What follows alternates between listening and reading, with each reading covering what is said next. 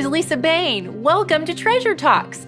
I would love for you to take a moment to subscribe to our channel and hit the doorbell so you get notifications about our new videos and content. It has been a joy to meet some incredible heroes over the years through my nonprofit work. Our community is filled with heroes who have such incredible and miraculous stories. These stories need to be heard. These heroes have found treasure in the darkest days of their lives, and they are using it to help others and bring hope to those in our community. Every month, we will spotlight a new story as you meet these community heroes and we chat one-on-one. So stay tuned and be ready to be encouraged and inspired by these community treasures. It's time for Treasure Talks.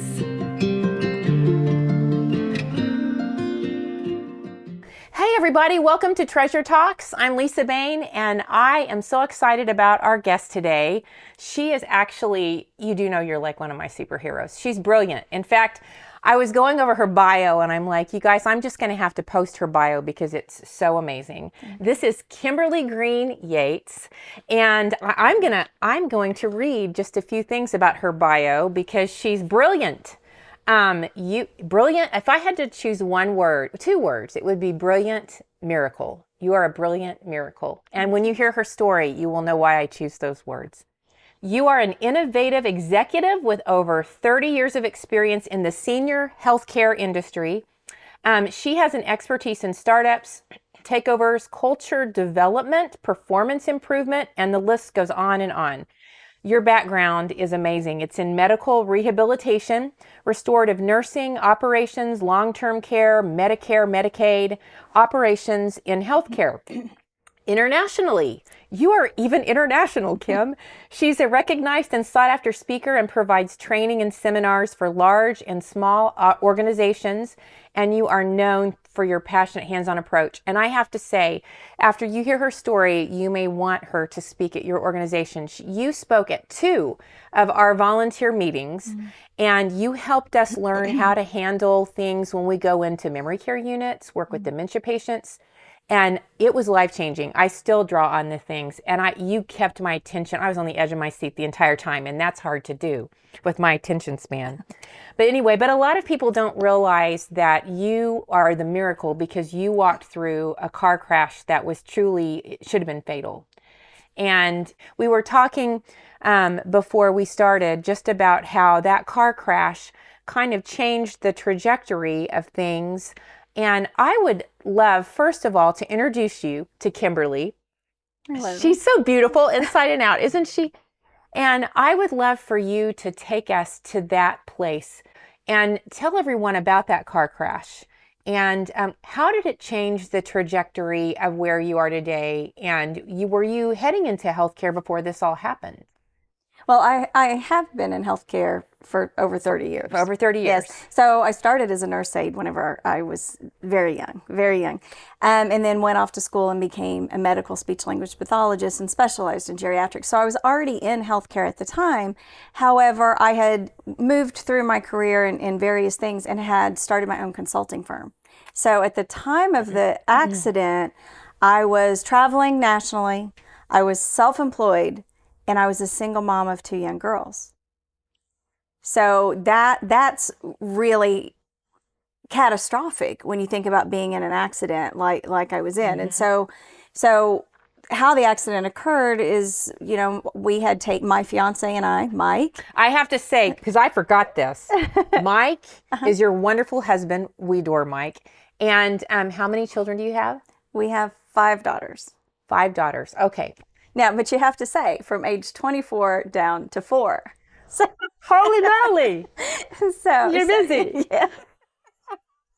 Well, it's his, mine, and ours. Yeah. We know that one. So, but Mike and I were engaged, and we decided it was the girls' spring break, and we were going to go to Branson. And I share joint custody with my ex-husband, so he had them half the break. So we could only stay a few days. So we went there. We had a really good time. We were on the way home, and my youngest daughter at the time was a national champion gymnast. And she needed to get to practice. She'd missed 4 days of practice. And I thought, I can get her back, in time for practice. And so I specifically remember saying, how much longer to Tulsa? And I remember Mike looking at his watch, and then that's all I remember from that period of time.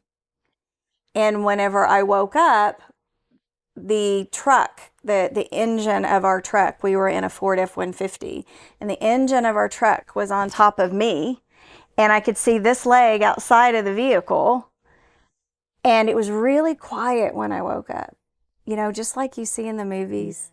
And then all of a sudden it goes, poosh, and everything just breaks apart. And then all of a sudden, all I heard were my girls screaming.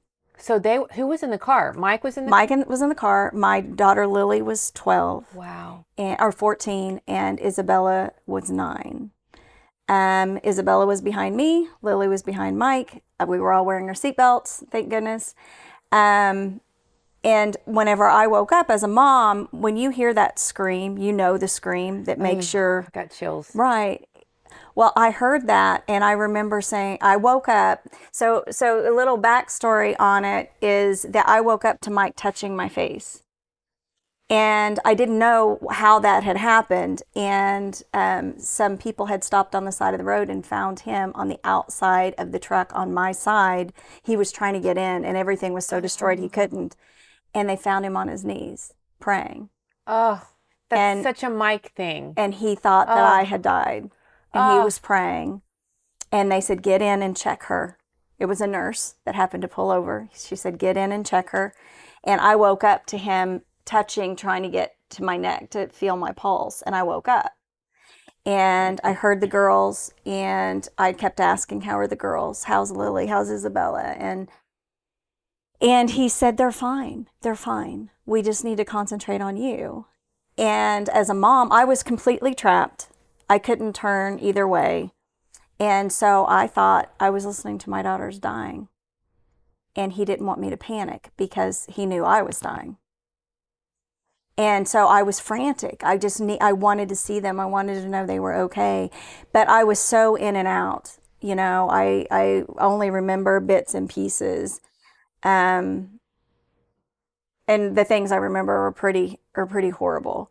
But what had happened is when we were on cruise control going 80 miles an hour down the turnpike to get back home, and there was a semi truck beside us, which I don't remember because it was on his side, and evidently the turbo thrusters in the semi truck broke, and when the turbo thrusters on a semi truck break, they start losing speed, like 20, 30, 40 miles an hour. It just stops them very quickly. So the driver knew he was in trouble. He was in the middle of traffic.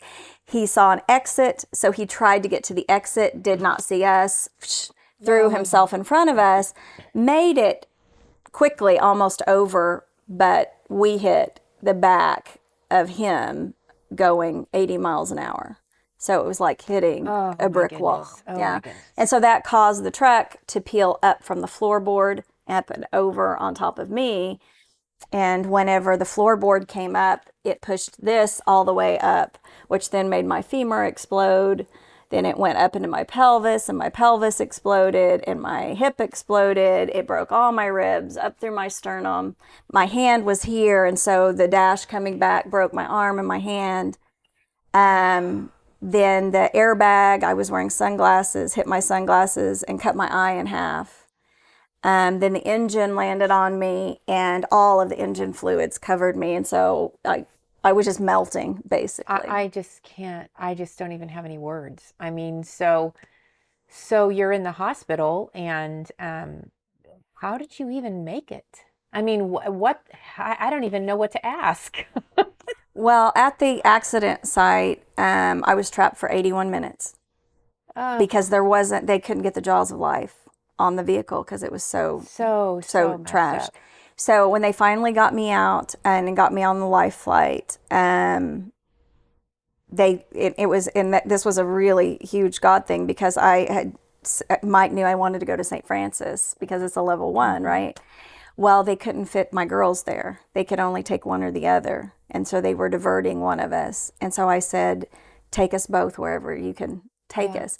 Because I thought my girls I wanted to be there. And they got me there to the ER. And one of the state's best ortho surgeons happened to be working that day and was able to piece me back together. Had to wait 24 hours though because I was bleeding so badly internally and I couldn't survive surgery.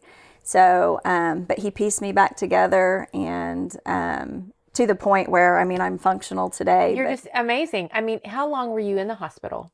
I was in the hospital for a month, and then I was in a wheelchair for four or 5 months, non-weight bearing on upper and lower body. So I couldn't even adjust myself. I mean, everybody had to do everything for me. And then it took me about a year to learn to walk independently again. But I ended up with my femur broken in 3 places and my pelvis in 3 and my hip in 2 and all my ribs, my sternum, my arm, my hand, internal injuries, just collapsed lung, lacerated liver, you name it. I'm partially blind in my right eye and I'm a brain injury. I'm a traumatic brain injury now. And I remember you telling the story when you were speaking to our volunteers, and you talked about how it really opened your eyes to what memory care and what dementia people kind of face, just kind of what you went through. How did this help change kind of where you ended up or where your life was going? I mean, didn't it kind of have an impact on what happened after, as far as you being in the healthcare with the elderly? Well, it impacted my personal life. It impacted my career and how I saw my career. But yeah, it wasn't just with memory care. It was everything because I suddenly became a patient. Right. That's what you had Yes. said. You talked about how you got to see that side of it that you had. I thought that was so interesting. Right. So, I had worked with the elderly for years and years and years. And in rehabilitation, we see them at their worst after a stroke, after hip fractures, after, all of these things. And I remember waking up in the hospital the first 10 days later is what I remember. I don't really remember anything for 10 days.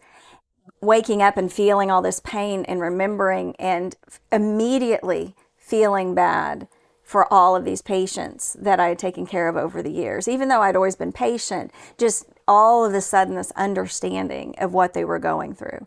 But there was a difference with me. I was young and I had 2 small children at home.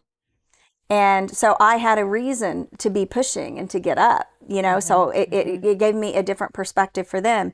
But the other thing is once I was put in a wheelchair, I couldn't move because I couldn't move my upper or my lower body.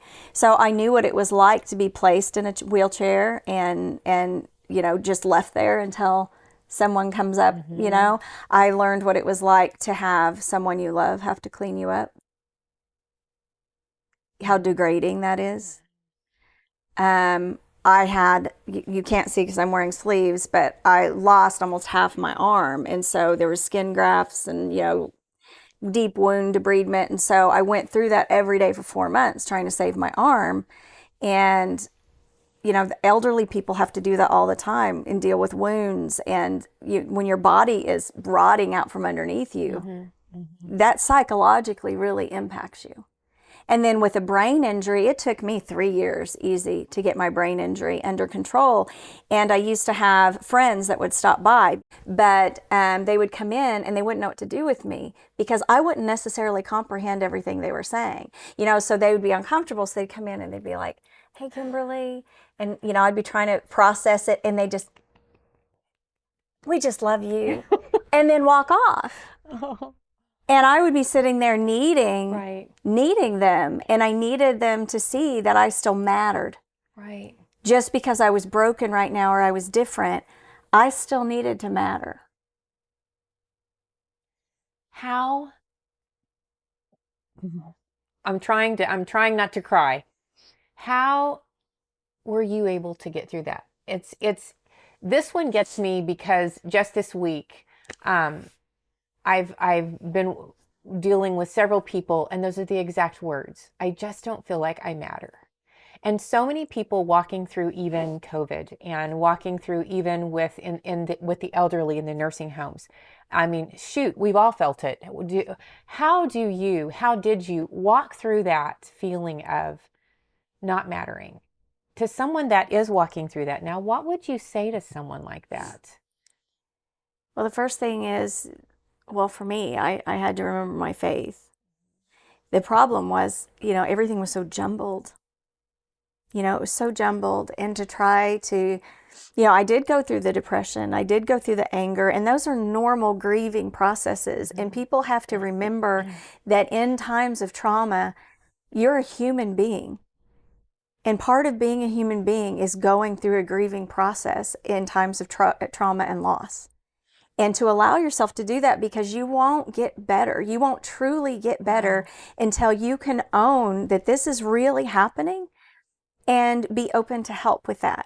You can't push and stuff everything aside. You have to go, okay, I'm feeling this way because... And let yourself feel right. it. And have people there that's going to understand and help you through that. You can't have people that's just saying, it'll get better. Don't worry, it'll get better. It needs to be, what do you need? How can I pray for you? What do you need me to pray for? Do you just need a shoulder? Do you just... And let you throw a fit if you want to throw a fit. So on the other flip side of it, those people could have really helped you by doing that. By saying, absolutely. Because that, I think some people, this helps because they're coming in to someone, how do I help you? Those people that are like, patting on the leg. Just to know they're there, just to know, let me vent. Let me just be able to say, cry. Just sit with me. Right. Just sit with me and hold my hand and say, I don't know what to say and I don't know what to do, but I just want you to know I'm here. Yeah, absolutely. Absolutely. And you are so here for our elderly. In fact, it's your life. You pour every day of your life in. Can you tell them, our wonderful viewers, what exactly you do right now? How many facilities do you all own? Can you kind of describe kind of what you're doing, that here you are doing what you are so connected to? Well, and that's how the wreck changed my professional, I just switched. So from becoming, or from a consultant that just traveled the country, I decided then that I needed to make an even bigger change. I needed to find a way that I could make a bigger impact on how those people that are elders or seniors or those like me, because there are people in accidents like me that are living in our long-term care facilities because they don't have anywhere else to go. Yep. That's where I would have been if I had not had good insurance and a really good community around me. And so I became an operator, basically. So now I'm the chief operating officer of a company, and it's called Diakonos, and I share that because Diakonos means servant. So we do everything with a servant's heart. And so we have 26 facilities across the state of Oklahoma.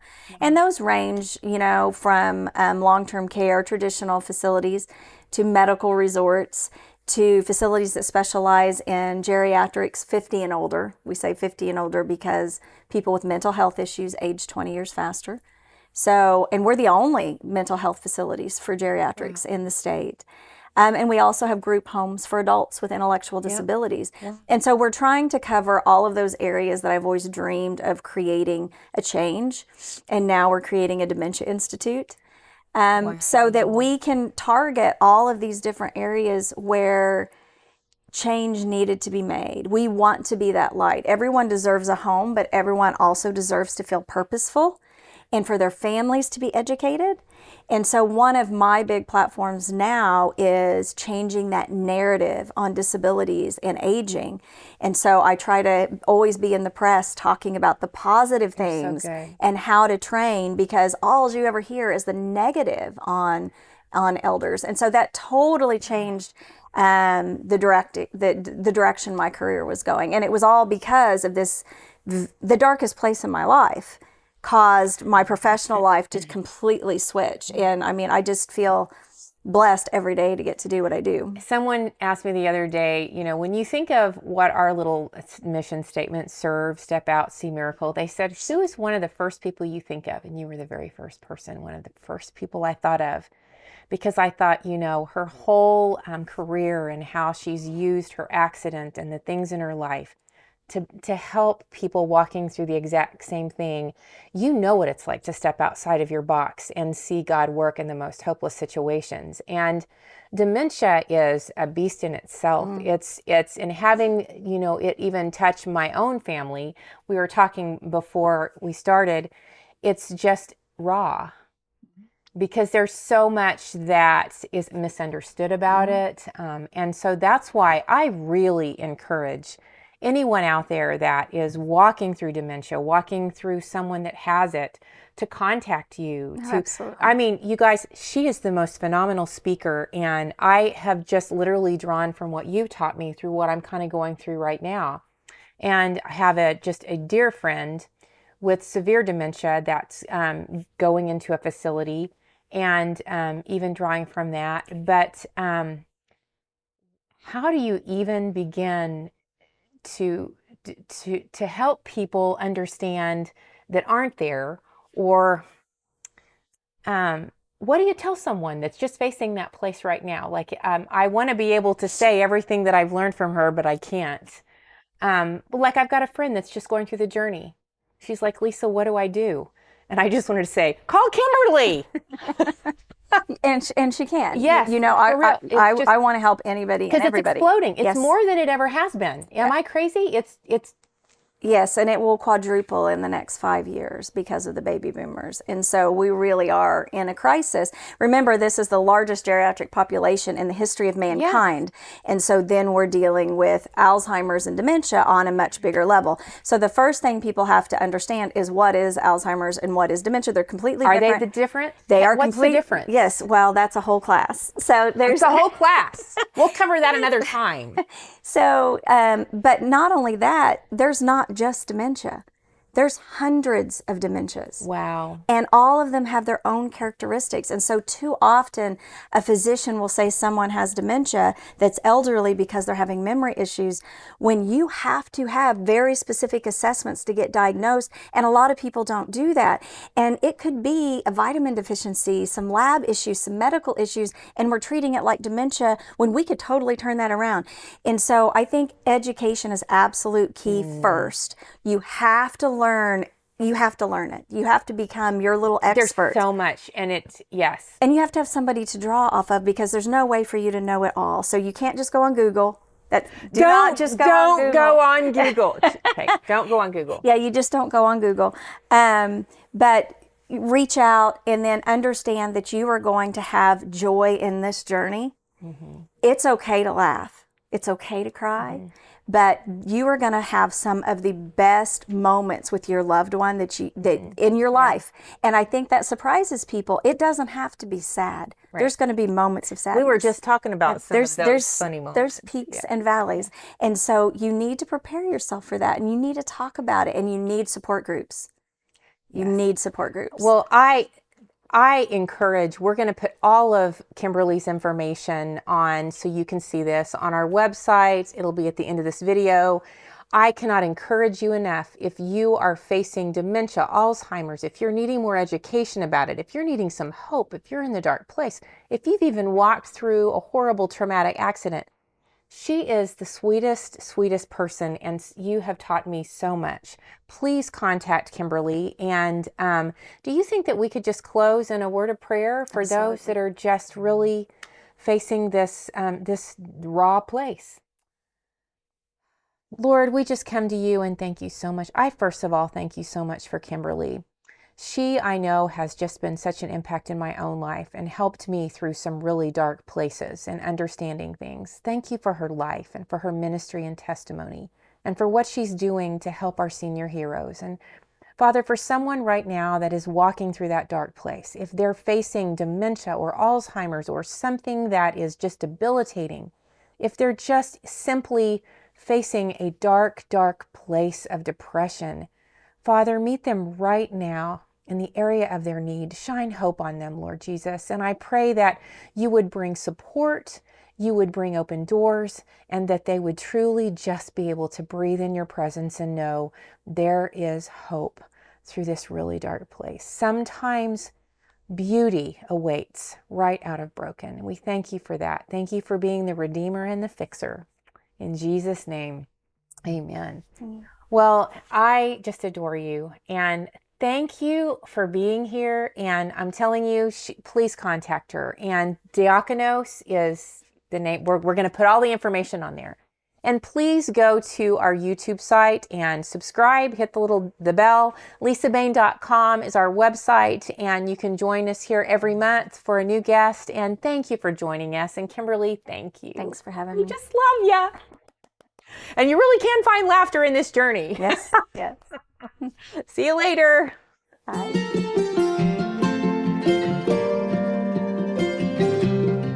Thank you for joining us at Treasure Talks. And don't forget to subscribe to our YouTube channel so you can stay up to date with the latest videos. You will not want to miss out. If you'd like more information on the growing projects of Lisa Bain Ministries and how we're helping the community, please visit us at lisabain.com.